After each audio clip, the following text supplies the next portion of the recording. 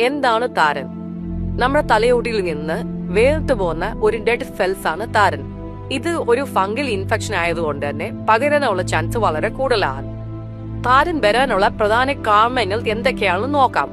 താരൻ നമ്മുടെ തലയിൽ കൂടിക്കഴിഞ്ഞാൽ മറ്റ് ശരീരഭാഗങ്ങളിലോട്ട് സ്പ്രെഡ് ചെയ്യാനുള്ള ചാൻസ് വളരെ കൂടുതലാണ്. ഏതൊക്കെ സ്ഥലങ്ങളിലാണ് ഇത് പ്രധാനമായും സ്പ്രെഡ് ചെയ്യുന്നത്? പ്രധാനമായും നമ്മുടെ പിരിയത്തിലോട്ടും അതേപോലെ താടിയിലോട്ടും അതേപോലെ തന്നെ നെറ്റിയിലോട്ടും ഇത് കൂടുതലായിട്ട് കാണപ്പെടുന്നു. ഈ താരൻ വരാതിരിക്കാനും അതേപോലെ കൺട്രോൾ ചെയ്യാനും എന്തൊക്കെയാണ് ശ്രദ്ധിക്കുന്നത്?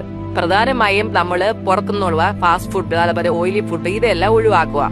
കൂടാതെ തന്നെ മറ്റുള്ളവർ ഉപയോഗിച്ച സോപ്പ്, ചീപ്പ്, തലയണോറ, ഹെൽമെറ്റ് ഇവയെല്ലാം ഒഴിവാക്കുക. നമ്മൾ തലയിൽ പെടുത്തുന്ന അധികമായിട്ടുള്ള ഓയിൽ പ്രോഡക്റ്റുകൾ യൂസ് ചെയ്യാതിരിക്കുക. അതേപോലെ തന്നെ നമ്മൾ അലർജറ്റിക് ആയുള്ള പ്രോഡക്റ്റുകൾ അത് മാറ്റി നിർത്തുക. കൂടാതെ തന്നെ നമുക്ക് മറ്റ് ഹോർമോൺ ചേഞ്ചസ് ഉണ്ടെങ്കിൽ അതിനുള്ള ട്രീറ്റ്മെന്റ് എടുക്കുക. ഇവയെല്ലാം ചെയ്യുന്നത് പോലും നമ്മൾ ഡാൻഡ്രഫിനെ ഒരു പരിധി വരെയൊക്കെ കൺട്രോൾ ചെയ്യാനും അതേപോലെ തന്നെ വരാതിരിക്കാനും സാധിക്കും.